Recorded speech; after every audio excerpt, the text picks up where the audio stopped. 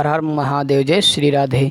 पिछली कक्षा में हम लोगों ने अध्ययन किया था कि नारद जी सनकादि से कहते हैं कि वह कथा हमें भी श्रवणपान कराइए।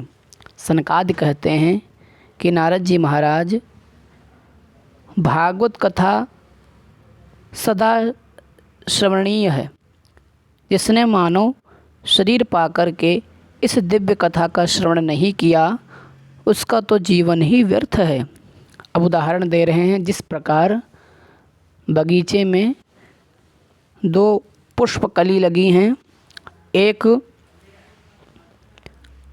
साथ ही साथ एक ही बगीचे से एक ही पौधे से बड़ी हो रही हैं, और क्या करता है, माली आता है, एक को तोड़ के भगवान के श्री चरणों में चढ़ा देता है और दूसरी तक हाथ नहीं पहुंचता, वह दूसरी छूट जाती किसी कारणवश।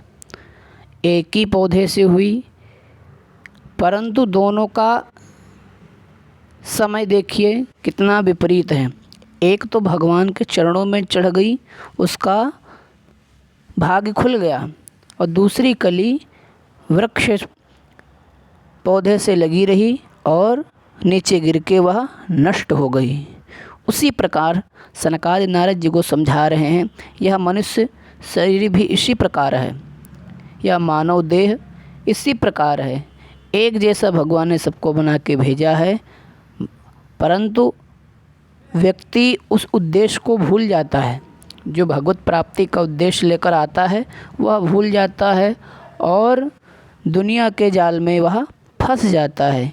इस प्रकार उदाहरण दे ही रहे थे, तभी भक्ति महारानी अपने पुत्र ज्ञान और वैराग्य को लेकर प्रकट हो गई। बोल भक्ति महारानी की जय। भक्ति सुतौ तौ तरुणौ गृहीत्वा प्रेमैकरूपा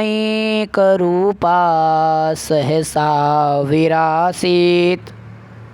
श्री कृष्ण गोविंद हरे मुरारे, नाथेति नामानि मुहुर्वदन्ति। संकीर्तन की आवाज़ करती हुई भक्ति महारानी प्रकट हो गई हैं। भागवत की कथा नहीं, केवल महात्म के श्रवण मात्र से ज्ञान और वैराग्य स्वस्थ हो गए हैं। यह देखकर जो सभा लगी हुई थी भक्तों की, वह सब आश्चर्य में पड़ गए कि भक्ति महारानी आई तो आई कहाँ से। सनकादि ने कहा, भक्ति महारानी कहीं से आती कहीं जाती नहीं है, इसी कथा के अंदर से ही भक्ति महारानी प्रकट हुई हैं। यह सब जब सुना, तब जितने वहाँ साधु संत कथा श्रवण कर रहे थे, तब उनको समझ में आया। यह सूत्र है भक्ति महारानी ज्ञान और वैराग्य। अब खड़े हैं, अब कह रहे हैं सनकादि से, भक्ति महारानी कह रही हैं कि आपने सबको स्थान दिया, परंतु हमें स्थान नहीं दिया, हम कहाँ बैठ के कथा श्रवण करेंगे। सनकादि कहते हैं, अरे भक्ति महारानी, आप तो समस्त भक्तों के हृदय में विराजमान हो जाइए, आप समस्त भक्तों के हृदय में बैठ जाइए।